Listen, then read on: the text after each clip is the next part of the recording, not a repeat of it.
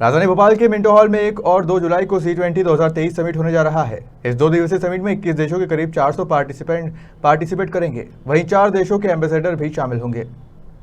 बता दें कि C20 सिविल सोसाइटी का एक आधार है जिसमें देश विदेश में समाज की हर समस्याओं के बारे में बताते हैं।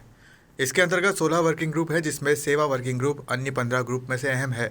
इस ग्रुप को अमृतानंदमयी अम्मा लीड कर रही है। इसका उद्घाटन पानीपत में हुआ था। अब तक इसके माध्यम से 57 बड़े कार्यक्रम किए जा चुके हैं।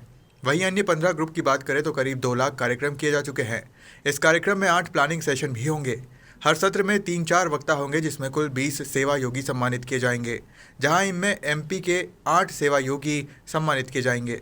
इसके पीछे का एक विचार ऐसा है कि हर देश की अपनी सभ्यता है, हर विषय की तरफ देखने का एक तरीका है। तो पूरे ही मानव समाज के हित में, मानव विकास के लिए सारे ही देश, उनकी सभ्यताएं, संस्कृति, उनका जो कुछ विशेषत्व है वो इसमें जुड़ता जाए। और इसीलिए ये प्रेसिडेंसी जो होती है वो एक एक देश को बाय टर्न आती है, जो इस बरस भारत को मिली है। तो इसमें जब विषयों का चयन करते हैं तो जो पहले से चले आ रहे हैं वो विषय तो लेते ही है, लेकिन उस बरस या उसके आजू बाजू में कुछ और नई समस्याएं खड़ी हो गई है, नई चुनौतियां हैं, तो उनको भी लेते हैं। जैसे जब कोविड चल रहा था तब कोविड को लेते हुए भी कुछ विषय C20 में थे, और आगे की दृष्टि से भी मानव हित में कुछ विषय लिए जाते हैं। तो इस दृष्टि से ये जो 16 विषय संतोष जी ने बताया वो अलग अलग विषय तय हुए। अभी जो सेवा समिट कल से हो रहा है तो इस विषय चुनने में यही एक विचार था कि सेवा का जो गहरा अर्थ है, क्या वो सिविल सोसाइटीज़ को, यानी अनेक कार्य करने वाले अलग अलग जो NGOs होते हैं, क्या इनके साथ वो जुड़ सकता है। जैसे C20 का जो इंसेप्शन सेमिनार हुआ वो नागपुर में हुआ, और उस समय कैलाश सत्यार्थी जो जिनको नोबेल ये मिला है, तो वो उसमें आए थे, और उन्होंने बोलते समय उनका पहला ही वाक्य ये बताया कि पहली बार C20 में जो कार्य हो रहा है वो आध्यात्मिक मूल्यों से परिचालित हो रहा है। First time the C20 work is being driven by spiritual values, ऐसा उन्होंने बताया।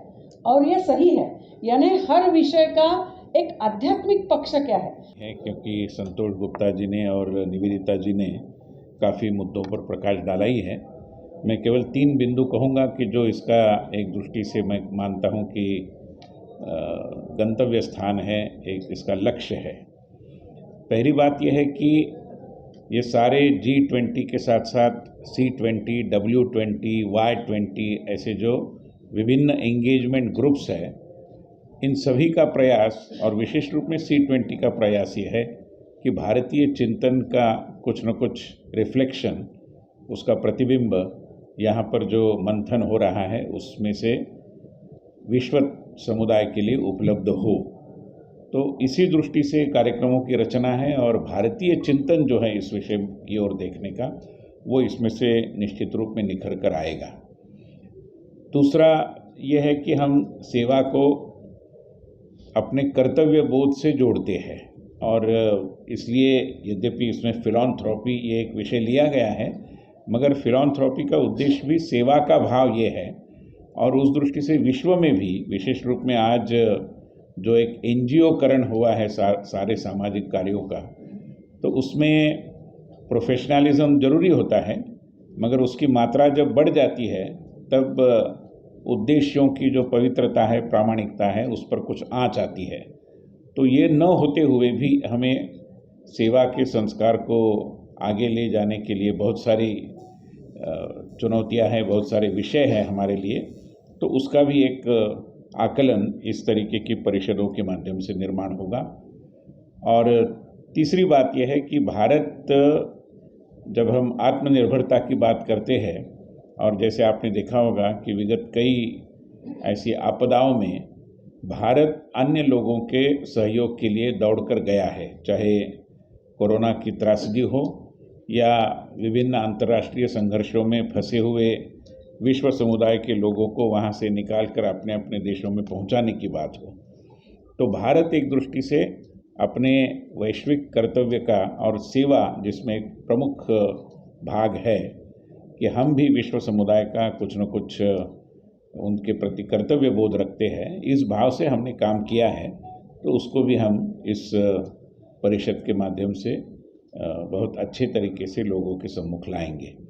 तो मैं मानता हूं कि विश्व में NGOs, वॉलंटरिज्म, इसके बारे में जो चर्चा चल रही है, उसमें ये भारतीय चिंतन प्रखरता से, प्रबलता से आगे लाने की दिशा में ये जो समिट है, सेवा शिखर सम्मेलन, ये कारगर साबित होगा। मुझे केवल इतना ही कहना है। आज की दुनिया में हम एक ग्लोबलाइज्ड सोसाइटी में रह रहे हैं, वैश्वीकृत दुनिया है आज की, तो इसमें भारत का जो भी भारत पना है, मतलब हमारे संस्कार, यहाँ के मिट्टी का सुगंध वाली जो बात है, वो एकदम से बरकरार रहेगी अपनी जो मूल क्षमता है उसके ऊपर, ऐसा नहीं होगा। कई बार यहाँ पर भी विकृतियाँ आ जाती हैं, मगर अगर मूल इसमें कुछ फ़र्क है, अगर मैं एक छात्र के नाते इस विषय की ओर देखूं, तो मुझे लगता है कि हमारे देश में, या जिसको पौर्वात्य दुनिया कहेंगे, ओरिएंटल वर्ल्ड कहेंगे, उसमें हमने जिन मानवीय मूल्यों पर बल दिया था, उसमें सच्चाई, प्रामाणिकता, निष्ठा, परिश्रम, इनके बारे में हम बहुत अधिक महत्व देते गए, आज भी देते हैं, और विश्व में कोई भी इसका महत्व नकार नहीं सकता, ये वास्तविकता है। मगर इसी के साथ साथ औद्योगिक क्रांति के पश्चात, पोस्ट इंडस्ट्रियल रेवोल्यूशन, एक दूसरी मूल्य व्यवस्था ने भी आकार लिया है, जो मुख्य रूप में पश्चिम में या अमेरिका में ज़्यादा प्रबल होती दिखाई देती है। उसमें प्रबंधन कुशलता, जिसको हम प्रेजेंटेशन कहेंगे, ऐसी प्रस्तुतिकरण कुशलता, जिसमें हम उत्पादकता कहेंगे, प्रोडक्टिविटी, परिणामकारकता, रिजल्ट ओरिएंटेशन, इन पर अधिक बल आया। तो जिनको परिणामकारक काम करना है, रिजल्ट ओरिएंटेड काम करना है, जिनको प्रबंधन कुशलता के साथ काम करना है, उनको भी तो प्रामाणिकता, निष्ठा, इनकी ज़रूरत होती है। मगर कई बार इसमें विच्छेद होता दिखाई देता है। अगर मैं प्रबंधन कुशल हूँ तो इसका मतलब मैं प्रामाणिक हूँ, ऐसा शायद सरासर आप नहीं मान सकते। मगर वो इधर भी है, मैं प्रामाणिक हूँ, इसका मतलब मैं प्रबंधन कुशल हूँ, ऐसा नहीं हो सकता। इसलिए कुछ लोग दुनिया में अच्छे दिखते हैं, कुछ लोग अच्छे होते हैं। हमारा प्रयास है कि जो अच्छे है वो अच्छे दिखे, यही अंतर है। सर, ये समिट कल से होने वाली, क्या उसमें कुछ खास रहेगा बस वो, और क्या कुछ, कौन कौन शामिल होगा, बस इतना?